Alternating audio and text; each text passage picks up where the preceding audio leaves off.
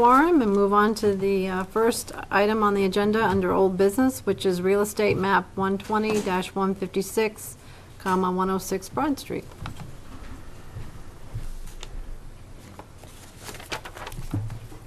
So this parcel of property, for people at home who may not know what we're talking about, is the former church property next to the fire station. And we did, the city owns that property. We did put it out to bid in the late spring, and we did receive a bid for that property from the Lake Sunapee Baptist Church in Newport with a proposal for development. They're proposing a two-phase renovation plan, which would begin immediately upon transfer of the property. Phase one would be the facility main floor for use as service ministry, and phase two would be the basement level lower floor. And the use of the property would be for an after-schools teens at risk program, Activate Kids Center, as well as church ministry and church services. I want to note that the bell and the weather vane were not part of the bid, and they are not part of the proposed sale. They will continue to be owned by the city. However, you decide, if you decide to sell the building, whatever kind of agreement you may come up with the buyer or whatever. So it's not included in the sale. It's just real estate. So Pastor Sam Coberley is here, and he's here to answer any questions you might have about his project if you sell him the building. Okay.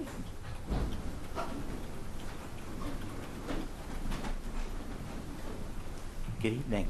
Good evening. Welcome. Thank you. It's a privilege to get to be here with you guys this evening. And to start off with, I'd like to say over the course of our investigation of the property, we've got to interact with the city manager's office, the fire department, and the planning and zoning department. And I am so impressed. Every department in Claremont that we've interacted with has been so professional, so helpful, and so amazing. So thank you guys for the jobs that you do for the city. Appreciate it. And our proposal on the property is to use it for an Activate Center, which we currently, for the last 2 years, have been running an after-school program in Newport to do homework assistance. We provide food for those who have difficulty having after-school snacks. All of it is prepackaged, so there's no kitchen involved. Then we do some job skills development as well as some addiction prevention and recovery. And so we're looking at having an Activate Center here in Claremont. The proximity to the library and the high school and middle school is perfect. And then also we would have worship services as well. So that is our proposal, and I'm here to answer any questions you might have. Yes, Councilman. Thank you. You say you have a Activate Center in Newport? We do, yes, sir. And you run that daily through the school year? We do, yes, sir. Will you be bringing kids from Newport to Claremont to be, or are you going to have a second place? It would be a second space. So we've got to experiment in Newport, and we've seen some great results, and we'd like to expand that to Claremont as well. Thank you. Other questions? Yes, Councilor Damon. Yes, sir. Yeah, I believe Ms. Merrill referenced 2 phases Yes. of your plan. Could you explain what those are? Absolutely. So the renovation required to get the main level up to code and ready to go is not as extensive as what would be necessary for the downstairs, especially in regards to providing accessibility.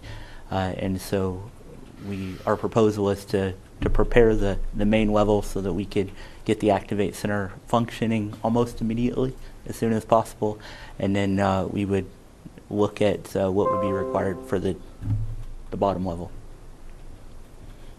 Okay. Yes, sir. And you, the cost to do these code changes as well as deal with some of the deferred maintenance on the building is considerable, and the expenses will be considerable. And you are confident that you have access to enough funding and you have enough supporters that you can achieve this? Absolutely. We had an opportunity a couple years ago. Our church originally started in Sunapee, And so we purchased a building in Newport and were able to do the renovations. We have quite a few contractors that are a part of our church, as well as some business owners who have a heart for the next generation. And ultimately, my dad owns the cows on 1,000 Hills, so any resources we need, he provides. Any other questions? I have a few. So that building, although it's been vacant for quite some time, does have historical significance to the Yes. community. Do you have any intentions of trying to maintain the historical character of the building? Absolutely. One of the reasons that we prefer buildings that already exist is I think it's terrible to see a building sitting empty. Mhm. And so if we can put it to use without changing the architecture or the historical significance and breathe new life into it, that's our preference. And that's what we would do at Broad Street. Great. So I know some of the stained glass windows are broken, but are there any designs to try to repair those? There are, and we actually have a lady in our church who is certified for stained glass repair. Oh, wonderful. Okay. They're beautiful windows. Now, there's a door that exits that building into the cemetery behind it. Yes. So how are you going to deal with the fact that the building abuts right up to the cemetery, and we want to protect the stones, and there's some pre-revolutionary burials there, so. Absolutely. So during any of our activities that we have, we wouldn't provide access. That would be an emergency exit only. Okay. Um, Okay. Any other? Yeah, I do. Yes. I have a Mrs. question O'Meara. for Nancy. Would it be better if we're gonna sell this building to remove the bell and put it in a safe place? It's not something that I've really discussed in any detail with Pastor Coberley, but I think that you could perhaps come up with an agreement if the church were the buyer to keep the bell basically in place but under your ownership until you figure out what you want to do on a more permanent basis with it. Mhm. Both the bell and the weather vane are, they are important historic artifacts. For the time being, they're pretty safe where they are. Mhm. And expect it would be up to any agreement you might have with a buyer to make that inquiry.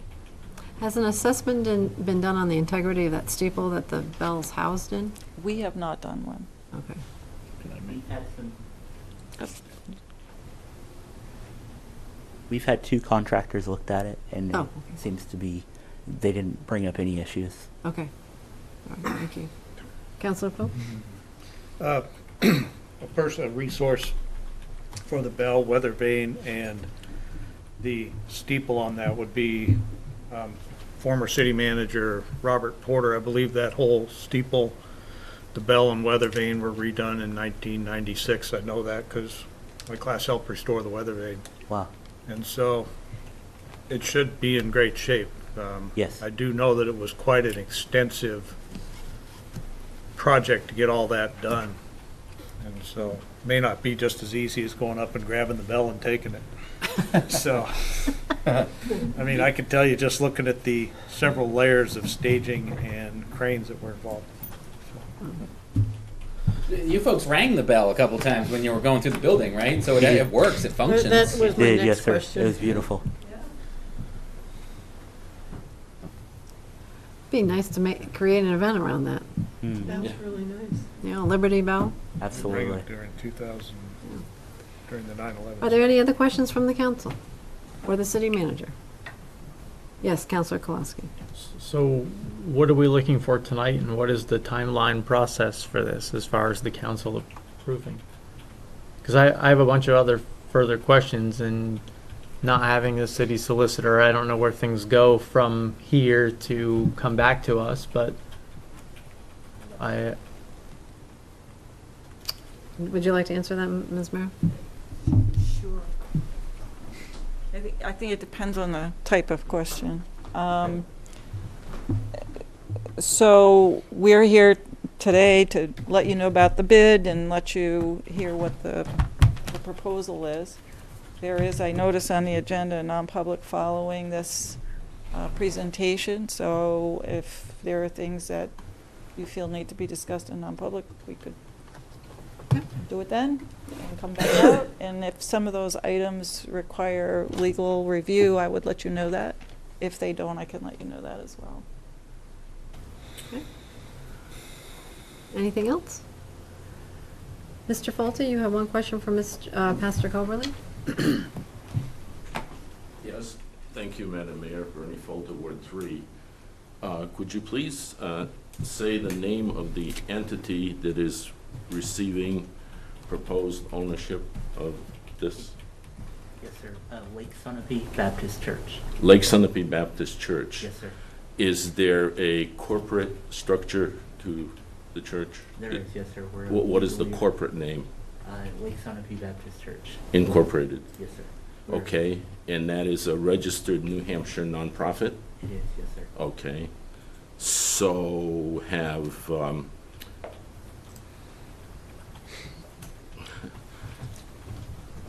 I don't know how much planning has been done, but the word TAX keeps floating around, so I don't know how all that factors in.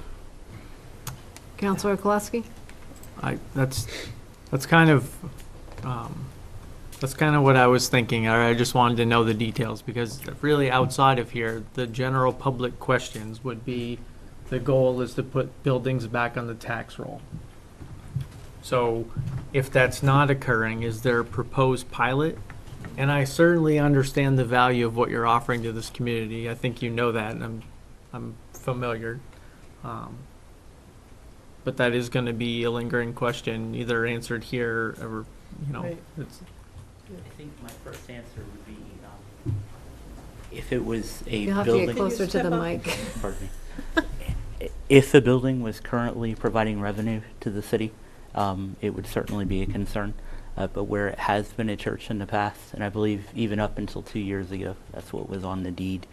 And then now it's sat vacant, the city has owned it. I feel like the revenue that we provide through services, supplies, money that's going to be brought to the city would offset the use of it sitting there. And as I was talking with one of the firefighters, he said for a business, having an alarm go off at all unknown times, that could be difficult. But for a church, the proximity to the fire station is perfect. Okay. May I follow up on Councilor Kolaski? No, I think we're done at this point. Counselor Kolaski? yeah, the only other thing is, so if we were to entertain this, I have serious concerns about the bell and the weather vane, and things that just linger in my mind is how we protect those items going forward. So if there's a transfer of ownership to someone else, I don't want to have to be in a legal battle 10 or 20 years from now that those are our City of Claremont's property, or a new manager just puts it by the wayside. So those are concerns, and something addressed to, so I wear my landlord hat for a minute, like your bell is causing damage to my structure and or something like that. Like how do we access to maintain or fix? Because I can, what if the bell had to come out and we interrupt services or have to get staging in there or perform some sort of, so I don't know those things, but I don't know how those get answered. But those can be addressed in the sale document, correct? Yeah, but I'm feeling if I don't say them now, there's not going to be any other time except for a delay in bringing them up later to address them, so. So given that this proposal, this building contains historical artifacts that are unique to Claremont, is it appropriate then, when you get to the point where you've ironed out the sale agreement, that we have a chance to review it so those kind of concerns are addressed? We could do that. Yeah. I would like to see it. Can you address this? Nancy, we're gonna have to maintain insurance on that.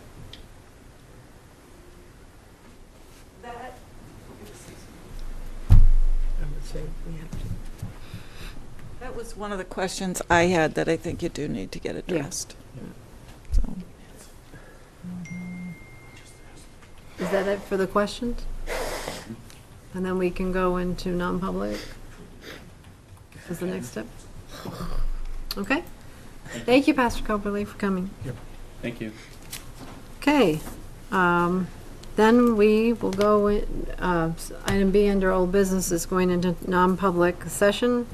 We'll need a motion to do that, and who is Yeah, going to take? I can the- make that motion to go into a non-public session pursuant to RSA 91-A:3, 2D, and that would be real estate. Okay. Second. So Counselor Pope made the motion, and it was seconded by Counselor Dameron. Who are we inviting? Oh, yes, and we will be I'd like to inviting, invite Nancy Merrill and the city manager, As well as our clerk. and the clerk, please. okay? All right, so we've got that covered. So we'll need a roll call for going into non-public. Carolyn Toll, yes. Scott Pope, Yes. Keith Raymond, Yes. Victor Bergeron, Yes. Alan Dameron, Yes. Bruce Temple, Yes. Nicholas Kolosky, Yes. John Simons, Yes. Mayor Charlene Lovett. Yes. Okay, Madam Mayor, I hope you realize the law on non-public minutes has been changed recently to be more stringent. I hope you're all aware of that. yes. Thank you. Here's the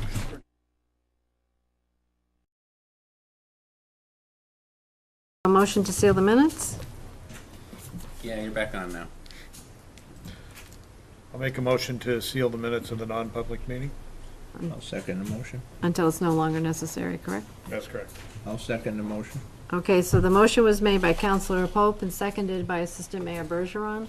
We'll need a roll call. Carolyn Toll, Yes. Scott Pope, Yes. Keith Raymond, Yes. Victor Bergeron, Yes. Alan Dameron, Yes. Bruce Temple, Yes. John Simons, Yes. Mayor Charlene Lovett. Yes. Okay. Now, who would like to make that motion? I'll make a motion to authorize the sale of city-owned property. The Claremont City Council hereby authorizes the city manager or his designees to negotiate, execute, and undertake all such actions as may be required to convey city-owned land with building located at Tax Map 120, Lot 156.